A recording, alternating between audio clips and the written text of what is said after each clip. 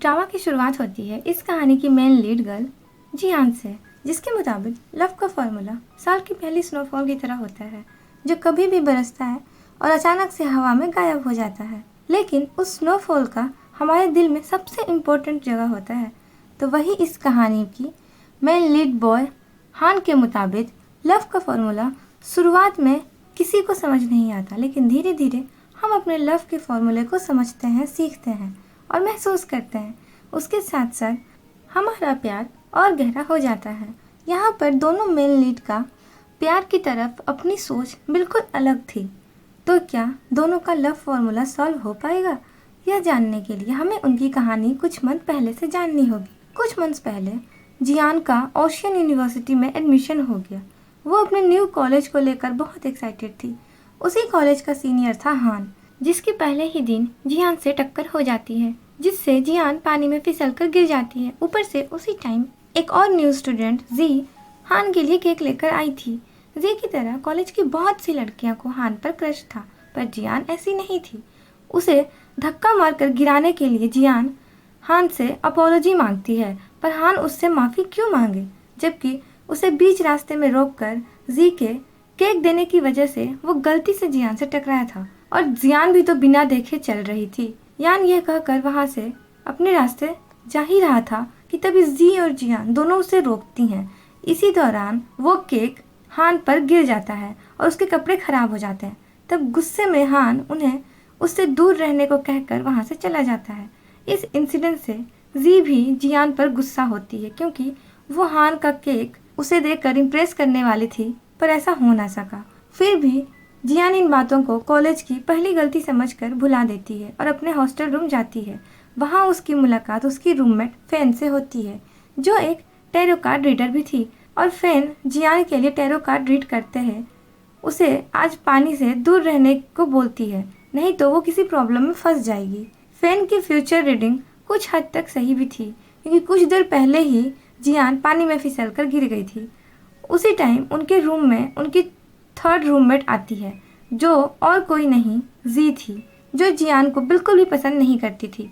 पर इस टाइम जियान के पास जी के साथ बात करने का जरा भी टाइम नहीं होता है, क्योंकि एक सीनियर स्टूडेंट आज उसे अपनी पुरानी स्टडी बुक देने वाला था, जो उसे स्विमिंग पूल के पास बुलाता है, जिससे मिलने जियान चली जाती है। इधर उसी स्विमिंग पूल के लॉकर रूम में हान अपने दो दोस्त युआन और लिंग के साथ आज जियान के साथ हुए हादसे के बारे में बात कर रहा था, जिसके बाद हान स्विमिंग करने चला जाता है, जो चीज़ युआन और लिंग के लिए बहुत अजीब थी, क्योंकि हान ने स्विमिंग करना कब का छोड़ दिया था। पास्ट में उसके साथ कुछ बुरा हुआ था, जिस वजह से वो अब पानी में जाने से डरता है। आज भी वो पानी के अंदर जा नहीं पाता। उसके पास्ट का इंसिडेंट कुछ बहुत हद तक डरावने थे।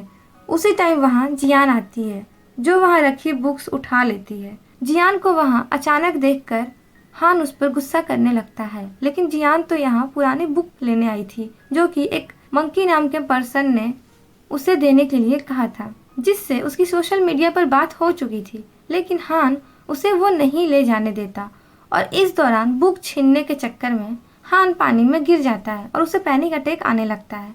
पर जियान को लगता है कि हान यह सब नाटक कर रहा है। स्विमिंग कॉस्ट्यूम पहनकर उसे स्विमिंग ना आती हो, ऐसा कभी हो नहीं सकता है। तो वहीं युआन और लिंग भी हान को पानी में डूबता हुआ देख रहे थे। उन्हें लगा इस तरह हान के अंदर का जो डर है वो खत्म हो जाएगा, इसीलिए वो भी उसे बचाने नहीं जा रहे थे। पर एंड मोमेंट पर जियान के साथ युआन और लिंग पानी में कूदकर हान को पानी से बाहर निकालते हैं, लेकिन पैनिक अटैक की वजह से हान बेहोश हो चुका था। इसीलिए जियान उसे सीपीआर देने वाली थी कि उसी टाइम हान का होश आ जाता है और वो जियान को उससे दूर रहने को बोलता है। पर इन सब चक्कर के बीच जियान को पता चलता है कि हान स्विमिंग क्लब का प्रेसिडेंट है और युआन ही वो मंकी है जो उसे ओल्ड बुक देने वाला था। उसका ऑनलाइन नेम मंकी है। जियान के पास न्यू बुक्स खरीदने के लिए पैसे नहीं थे, इसीलिए उसने सोशल मीडिया पर ओल्ड बुक्स लेने के लिए युआन को कांटेक्ट किया था। अब इसके बाद युआन और लिंग हान को कॉलेज के डॉक्टर के पास लेकर जाते हैं, जहां जियान हान से माफ़ी मांगने आती है, लेकिन सही टाइम पर युआन रूम के बाहर ही उसे रोक देता है, क्योंकि इस टाइम हान जियान पर बहुत गुस्सा था और वो उसका फेस तक नहीं देखना चाहता था। जियान इस बात को समझ जाती है और बाद में हान से माफ़ी मांगने का डिसाइड करती है। तो वहीं पूरा कॉलेज जियान और हान की न्यूज़ कॉलेज ग्रुप पर वायरल हो रही थी। हान को पानी में डूबने के बाद जब जियान उसे माउथ टू माउथ सीपीआर देने वाली थी, उस टाइम कॉलेज के एक स्टूडेंट ने उनका फ़ोटो खींच लिया था। उसी फ़ोटो को कॉलेज ग्रुप में पोस्ट कर दिया गया और अब जियान और हान की बातें पूरे कॉलेज में हो रही थी। स्टूडेंट्स उन्हें लिंकअप कर रहे थे, उनकी अफेयर्स की बातें चल रही थी। युवान तो इन न्यूज़ को हान से छुपाना चाहता था, लेकिन लिंक से उसे सभी बातें पता चल जाती हैं। स्टूडेंट्स के कमेंट पढ़कर हान को बहुत गुस्सा आ रहा था, लेकिन हान किसी तरह अपने गुस्से को कंट्रोल करके इन बातों को इग्नोर करने की कोशिश करता है। तो वहीं जियान हान के लिए एक अपोलॉजी लेटर लिखकर उसे हान को देने का डिसाइड करती है। उसके बाद जियान फैन से मिलने बाहर चली जाती है। अब उसके जाने के बाद जी रूम के अंदर आती है और जियांग का लिखा लेटर अपने लिखे लेटर से बदल देती है, सिर्फ जियान की इमेज हान के सामने बुरा बने इसलिए। फिर कुछ देर बाद जब जियान और फैन रूम में आते हैं, उन्हें डोर खुला हुआ दिखता है, लेकिन दोनों इस बात को इग्नोर कर देती हैं और जियान उस लेटर को लेकर युआन से मिलने जाती है, जहाँ युआन से वो कुछ ओल्ड बुक्स लेती है और उसे वो लेटर हान के लिए दे देती है। हान उससे मिलना नहीं चाहता था, इसीलिए वो यह अपोलॉजी लेटर युआन के हाथों उस तक पहुंचाने के लिए बोलती है, जिसके लिए युआन मान जाता है। पर जब युआन से हान को वो लेटर रिसीव होता है, उसे पढ़कर वो और भी ज़्यादा गुस्सा हो जाता है, क्योंकि उसमें लिखा था कि पानी में डूबकर मरना तुम डिजर्व करते हो। अब रियलिटी में तो ये लेटर जी ने बदल दिया था। जियान तो सिर्फ उससे माफ़ी मांग रही थी, पर अब तक हान को यह बात पता नहीं थी। वो तो जियान को ही गलत समझ रहा था, इसीलिए इस बात को पूछने के लिए गुस्से में जियान को ढूंढने निकल जाता है। उसी टाइम पर जियान बास्केटबॉल आउटडोर स्टेडियम के पास खड़ी थी। उस बॉल से चोट लगने ही वाली थी कि तभी वहां हान आकर उस बॉल को पकड़ लेता है और जियान से उस लेटर के बारे में पूछता है। हालांकि उस लेटर में क्या लिखा था इस बारे में हान कुछ नहीं कहती है और जियान उस लेटर को अपना वाला लेटर समझकर उसे कहती है कि उस लेटर की बातें उसने अपने दिल से लिखी हैं। यान सब सुनकर हान को उस पर और भी गुस्सा आता है, पर वो इस पॉइंट पर उसे कुछ नहीं कहता और सही टाइम पर उसे सज़ा देने का डिसाइड करता है। फिर कुछ देर बाद जियान फैन के साथ कॉलेज के कुछ क्लब्स को विजिट करने जाती है, जहाँ फैन तो कॉस्प्ले क्लब को ज्वाइन करने वाली थी, लेकिन जियान स्विमिंग क्लब ज्वाइन करना चाहती थी, क्योंकि उस क्लब की रेटिंग सबसे हाई है। उसे एग्ज़ाम में भी ज़्यादा पॉइंट्स मिलेंगे। पर जब वो स्विमिंग क्लब के लिए फॉर्म भरने जाती है, उसे वहाँ जी मिलती है, जिसने स्विमिंग में कई सारे मेडल्स स्कूल में जीते थे और जियान तो अपने विलेज के रिवर में ही स्विमिंग किया करती थी। इस बात को लेकर जी उसे इंसल्ट करके बोलती है कि तुम्हें तो यहाँ आना नहीं चाहिए। तभी वहाँ हान युआन के साथ आता है और वो स्विमिंग क्लब का प्रेसिडेंट होने के नाते जियान को स्विमिंग क्लब में एंट्री दे देता है, जिस बात से जियान बहुत खुश थी। बट रियलिटी में तो वो इस तरह जियान को अपने क्लब में रख कर उसे सज़ा देना चाहता था। फिर अगले दिन जब स्विमिंग क्लब में एंट्री पाने वाले न्यू स्टूडेंट्स आते हैं, हान हर एक सीनियर स्टूडेंट से हर एक न्यू स्टूडेंट को ट्रेन करने का ऑर्डर देता है और वो खुद जियान को पर्सनली ट्रेन करने का सोचता है, ताकि वो उसे ज़्यादा परेशान कर सके। लेकिन अब तक तो जियान को कोई आइडिया ही नहीं था कि हान उसे ट्रेनिंग के नाम पर किस तरह टॉर्चर करने वाला है। ऊपर से जी जियान को स्विमिंग कंपटीशन के लिए चैलेंज कर देती है कि अगर जियान जीती तो वो स्विमिंग क्लब छोड़ देगी और अगर वो जीती तो जियान स्विमिंग क्लब छोड़ने के साथ साथ हान के आसपास भी कभी नहीं आएगी। जी वैसे ही उसे बहुत परेशान कर रही थी, इसीलिए जियान ये चैलेंज एक्सेप्ट कर लेती है, जिसके बाद उन दोनों का स्विमिंग कंपटीशन शुरू होता है, जहां बाकी स्टूडेंट्स के साथ साथ हान भी दोनों लड़कियों का कंपटीशन देख रहा था। हान के साथ साथ सबको तो यही लगा कि जियान जी से नहीं जीत सकती, क्योंकि जी ने स्कूल में बहुत से स्विमिंग कंपटीशन जीते हैं और यहाँ जियान को तो अच्छे से डाइव मारना भी नहीं आता। बट शॉकिंगली यह कंपटीशन जियान जीत जाती है, जो देखकर हान शॉक्ड था। भले ही उसने अपने विलेज के रिवर में स्विमिंग की हो, लेकिन उसे स्विमिंग बहुत अच्छे से आती है। अब जियान नहीं चाहती थी कि चैलेंज के हिसाब से जी स्विमिंग क्लब छोड़ दे, लेकिन जी के मुताबिक उसे जियान की सिंपैथी नहीं चाहिए, वो तो उसकी शक्ल तक नहीं देखना चाहती थी। यह कहकर जी स्विमिंग क्लब छोड़ देती है। अब अगले दिन से हान जियान को ट्रेनिंग के नाम पर एक्स्ट्रा एक्सरसाइज करवा रहा था, उसे परेशान कर रहा था। एक्सरसाइज की वजह से जियांग बहुत थक चुकी थी और इस पॉइंट पर वो समझ गई थी कि हान ट्रेनिंग के नाम पर उसे टॉर्चर कर रहा है, लेकिन स्विमिंग क्लब में रहने के लिए वो हान की सारी बातें मान रही थी। अभी एक्स्ट्रा पॉइंट्स की बात भी तो थी। अब यहाँ जियान की लाइफ में हान का टॉर्चर काफ़ी नहीं था कि जी जियान के शैम्पू डाई कलर से चेंज कर देती है, जिससे जियान के पूरे बाल का कलर ब्लू हो चुका था।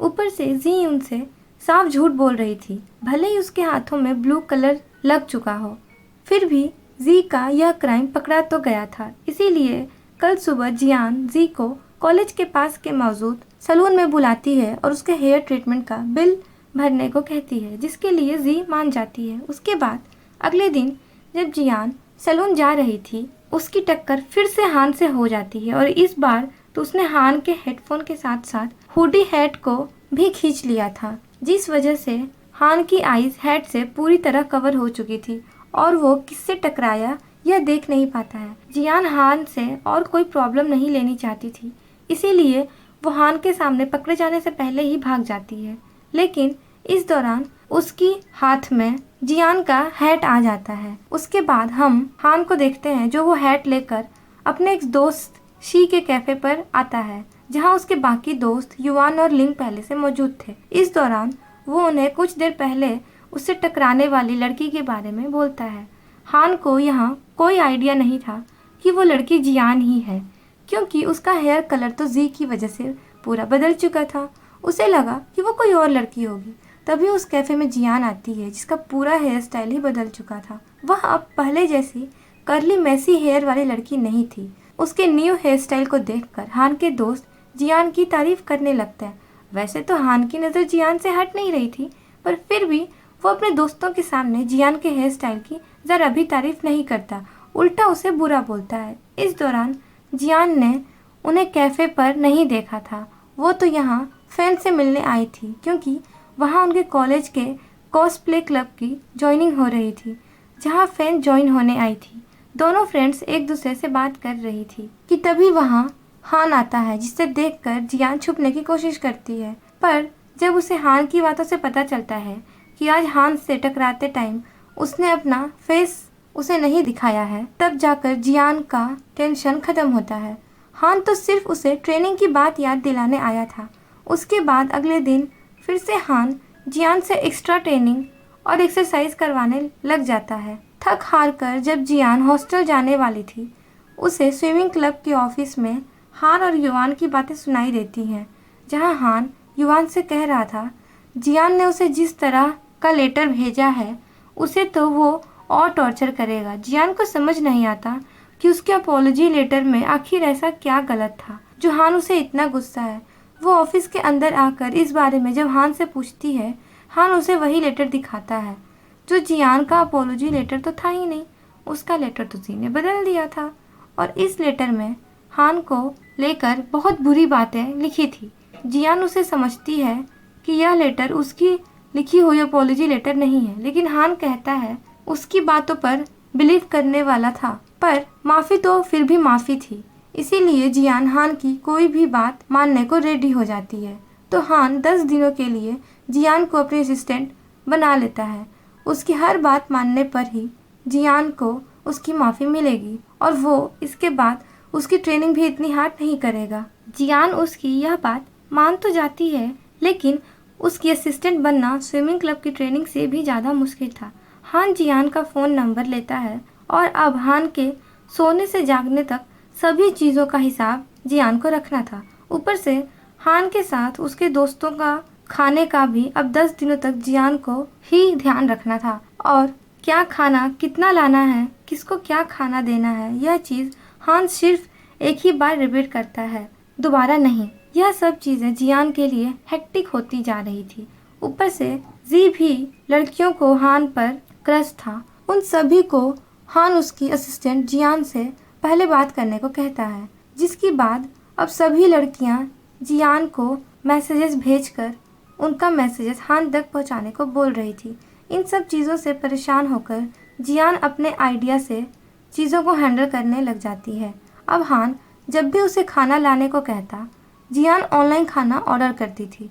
डिलीवरी बॉय खुद से खाना देकर चला जाता था। जियान को भागने दौड़ने की ज़रा भी ज़रूरत नहीं पड़ती थी और जो लड़कियां मैसेज भेजती थी, जियान उन मैसेजेस को चिल्ला चिल्ला कर दूसरे कॉलेज स्टूडेंट्स के सामने हान को पढ़कर सुनाती है, जिससे हान को बहुत एम्बैरेस फील होता है। अब हान की चालें उस पर ही भारी पड़ रही थी, इसीलिए वो जियान को कुछ देर के लिए उसकी असिस्टेंट ड्यूटी से फ्री करवा देता है। उसके हान अपने दोस्त शी के साथ लाइब्रेरी जाता है, जहां वो अपनी फेवरेट मैथ्स बुक हाइपेटिया को लेकर उसके मैथ्स प्रॉब्लम समझने की कोशिश करता है और इस दौरान वो एक मैथ्स का क्वेश्चन एक पेपर पर लिखकर उसी बुक के अंदर छोड़कर चला जाता है। इसी टाइम यहाँ मैथ्स प्रॉब्लम सॉल्व करने का उसके पास टाइम नहीं था। अब हान के जाने के बाद जियान वहाँ आती है और वो भी उसी बुक को उठा लेती है, जिसके अंदर उसे हान का लिखा हुआ वही मैथ्स क्वेश्चन मिलता है। वैसे तो उसे बिल्कुल भी आइडिया नहीं है कि ये क्वेश्चन हान लिख कर गया है और ना ही वो मैथ्स की स्टूडेंट है। उसने तो साइकोलॉजी में मेजर लिया है, पर उसे मैथ्स भी अच्छे से सॉल्व करना आता है और वो हान के उस मैथ्स क्वेश्चन को इजीली सॉल्व कर कर वो पेपर उसी बुक के अंदर रखकर चली जाती है। फिर कॉलेज ख़त्म होने के बाद हान से मिले ऑर्डर के मुताबिक जियान स्विमिंग क्लब का ऑफिस और इंडोर स्विमिंग स्टेडियम को साफ करने चली जाती है। इस दौरान उसे स्विमिंग पूल के पास मौजूद रॉक क्लाइंबिंग जिम दिखता है, जो कि सालों से बंद पड़ा है। उसके बाद अगले दिन हान अपनी मैथ्स प्रॉब्लम सॉल्व करने के लिए फिर से वही बुक को उठा लेता है, लेकिन जब उसकी मैथ्स प्रॉब्लम सही तरीके से सॉल्व की हुई देखता है, वो शॉक्ड हो जाता है। उस पेपर की हैंडराइटिंग देखकर उसका दोस्त शी का तो यही मानना है कि यह किसी लड़की ने लिखा होगा। इतनी क्लीन हैंडराइटिंग किसी लड़की की ही हो सकती है। शी तो उस लड़की को मैथ्स गॉडेस बोल रहा था। आखिर किसी लड़की ने इतनी इजीली इतनी मुश्किल मैथ्स प्रॉब्लम कैसे सॉल्व कर दी? उन्हें तो अब तक कोई आइडिया ही नहीं कि उनकी मैथ्स गॉडेस जियान ही है। यहाँ पर हान उस लड़की के बारे में पता लगाने के लिए एक और मैथ्स प्रॉब्लम एक दूसरे पेपर पर लिखकर उसी बुक के अंदर छोड़ देता है। उसके बाद वो इंडोर स्विमिंग स्टेडियम जाता है, जहाँ सफाई करते करते जियान थक कर सो गई थी। हान से नींद से जगाते ही और आज से उसकी असिस्टेंट की ड्यूटी ख़त्म कर देता है, क्योंकि इस चीज़ से दोनों ने ही एक दूसरे को परेशान करके रख दिया था। फिर अगले दिन जियान हान के बुलाने पर स्विमिंग क्लब के ऑफिस में जाती थी। उस टाइम पर ऑफिस में कोई नहीं था और हान की एक ट्रॉफ़ी टूटी हुई थी। जियान उस ट्रॉफ़ी को ठीक करने के लिए उसकी फ़ोटो खींच ही रही थी कि तभी वहाँ हान आता है और उसे ये गलतफहमी हो जाती है कि जियान ने ही वो ट्रॉफ़ी तोड़ी है। उस ट्रॉफ़ी के साथ हान की बहुत स्पेशल यादें जुड़ी थी।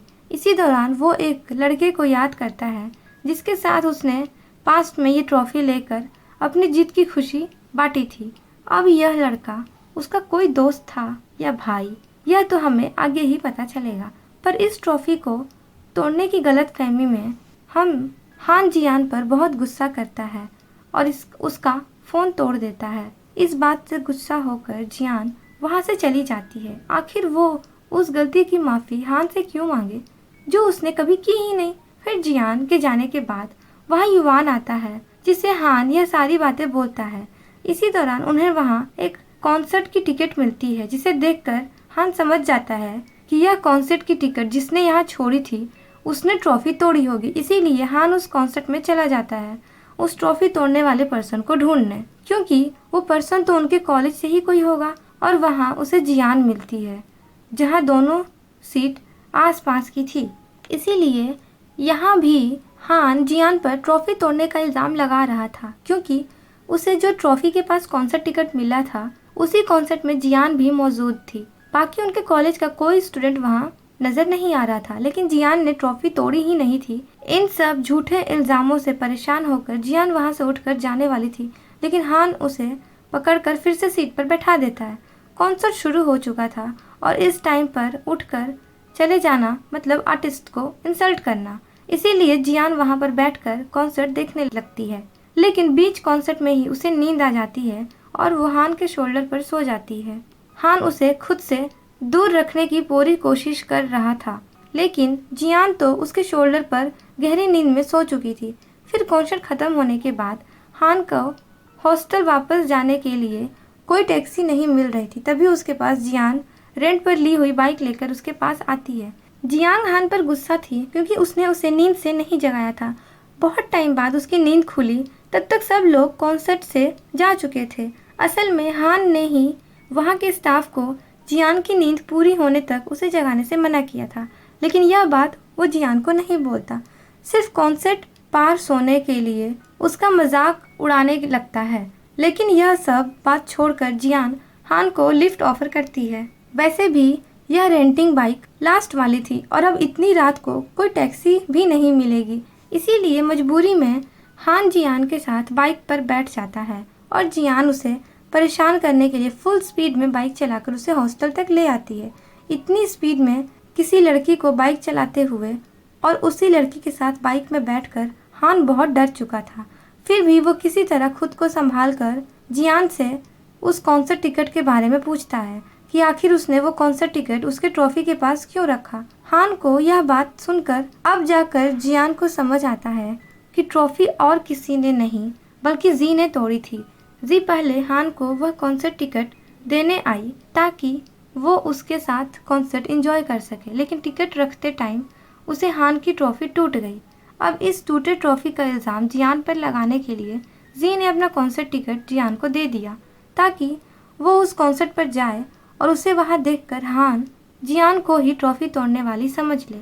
लेकिन सच्चाई पता चलने के बाद भी जियान जी के बारे में हान को कुछ नहीं बोलती, सिर्फ हान के सामने यह बात क्लियर कर देती है कि उसके जैसे सेल्फ ऑब्सेस्ड एरोगेंट लड़के के लिए वह कभी भी इतनी कॉस्टली कॉन्सर्ट टिकट नहीं खरीदेगी। यह कहकर जियान वहाँ से चली जाती है, लेकिन इन सब से हान समझ चुका था कि जियान ने उसकी ट्रॉफी नहीं तोड़ी है।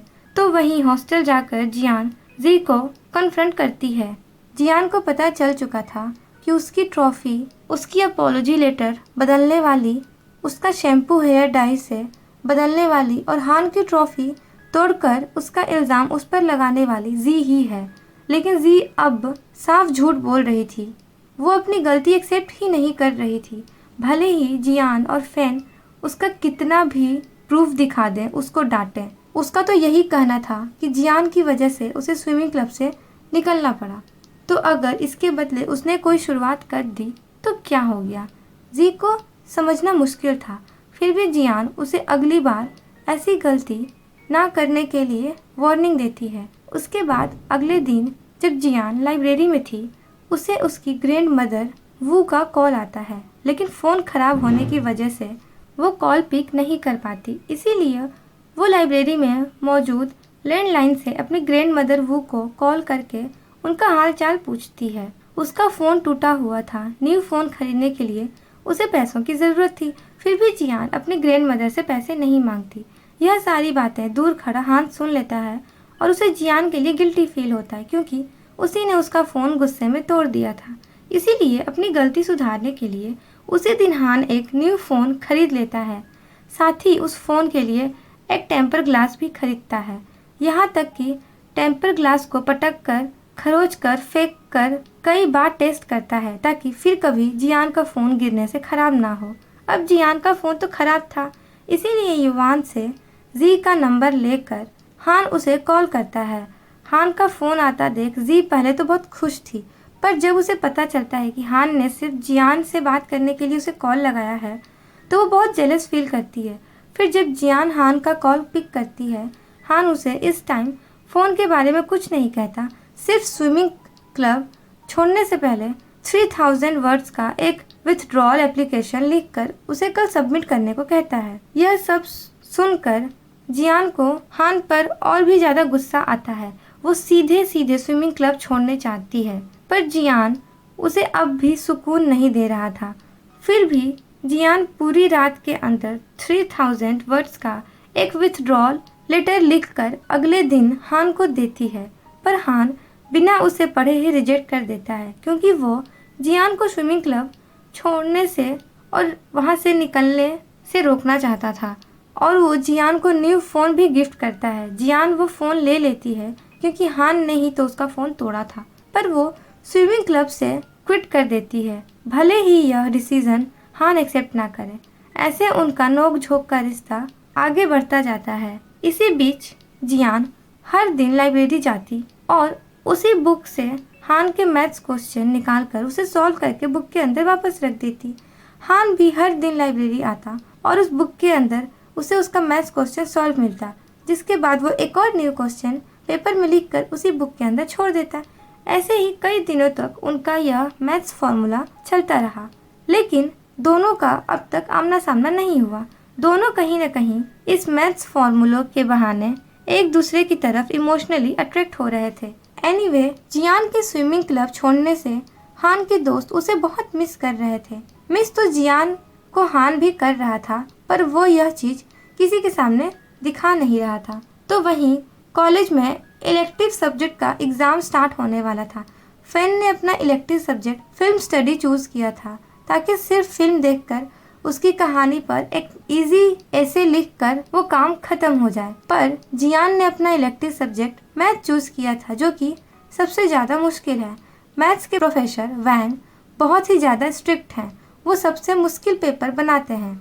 पिछले साल तो मैथ एग्जाम में 10% स्टूडेंट्स ही पास हुए थे, बाकी सारे बुरी तरह फेल। तभी उन्हें मैथ प्रोफेसर वैंग और हान की आवाज़ सुनाई देती है, जो उनके पीछे की ही खड़े थे और उन्होंने उनकी बातें सुन ली थी। हान उनका इंट्रोडक्शन वांग से करवा कर चला जाता है और तब वांग उन्हें कहता है कि पिछले साल मैथ्स एग्जाम में 10% नहीं बल्कि 5% स्टूडेंट पास हुए थे। यह सब सुनकर फैन और जियान को डर तो लगता है, पर जियान के लिए 5% पासिंग रेट भी बहुत बड़ी उम्मीद है। वो तो मैथ्स एग्जाम में पास होकर ही रहेगी। यहाँ पर जियान को एग्जाम की टेंशन उतनी नहीं थी जितना किसी क्लब में ज्वाइन होने की थी। बिना किसी क्लब में ज्वाइन होने के उसे एक्स्ट्रा पॉइंट्स कैसे मिलेंगे? अब तो सभी क्लब की एंट्री पूरी हो चुकी है और स्विमिंग क्लब में फिर से ज्वाइन होकर उसे हान के साथ झगड़ा नहीं करना था। तब फैन उसे कोई न्यू क्लब स्टार्ट करने का और कुछ स्टूडेंट्स को उस क्लब में ज्वाइन कराने को कहती है। उसकी यह बात सुनकर जियान के दिमाग में तुरंत रॉक क्लाइंबिंग क्लब की बात याद आती है, जिस बारे में वो एक सीनियर से बात करती है। लेकिन इस टाइम कॉलेज में रॉक क्लाइंबिंग जिम तो था, लेकिन उसे मैनेज करने वाला कोई नहीं था और वो क्लब भी बंद हो चुका है। उसी में कोई मेंबर नहीं है। लेकिन अगर जियान उस रॉक क्लाइंबिंग क्लब को फिर से शुरू करना चाहती है तो उसे हान की परमिशन लगेगी, क्योंकि इस time rock climbing gym swimming club के अंडर है। उसे स्विमिंग क्लब के लोग ही ठीक कर रहे हैं। जियान को हान से कोई रिश्ता तो नहीं रखना था, पर मजबूरी में वो रॉक क्लाइंबिंग क्लब के बारे में हान से बात करने जाती है और उसे क्लब ऑथराइजेशन एप्लीकेशन में साइन करने की रिक्वेस्ट करती है। पर हान इस टाइम साइन करने से मना करके अपना इलेक्टिव मैथ क्लास में चला जाता है। जियान फिर भी उसका पीछा नहीं छोड़ती और उसका साइन लेने के लिए क्लास में जाकर उसके पास बैठ जाती है और पूरे क्लास के दौरान उसे साइन करने के लिए समझा रही थी। लेकिन हान क्लास ख़त्म होने के बाद उसे चकमा देकर भाग जाता है और जियान फिर से उसका पीछा करने लगती है। फिर कुछ देर बाद हान अपने दोस्त शी के कैफ़े में जाता है, जहाँ शी, युवान और हान ने पूरा कैफ़े डेकोरेट किया था, क्योंकि आज उनकी चाइल्डहुड फ्रेंड टैंग अब्रोड से आने वाली है। टोंग को देखने के लिए सबसे ज़्यादा शी एक्साइटेड था, क्योंकि वो सीक्रेटली टोंग से प्यार करता है। कुछ ही देर में वहाँ टोंग आती है और उसका वेलकम इतना ब्यूटीफुल तरीके से करने को लेकर टोंग बहुत खुश थी। चारों चाइल्डहुड फ्रेंड्स एक दूसरे से बात कर रहे थे। तभी वहाँ जियान आ जाती है। इसी के साथ हमारा ये पार्ट खत्म होता है। मिलते हैं नेक्स्ट पार्ट में। अगर आपको हमारी वीडियो अच्छी लगे तो चैनल को सब्सक्राइब करें, वीडियो को लाइक करें और शेयर तो ज़रूर करें। Thanks for watching.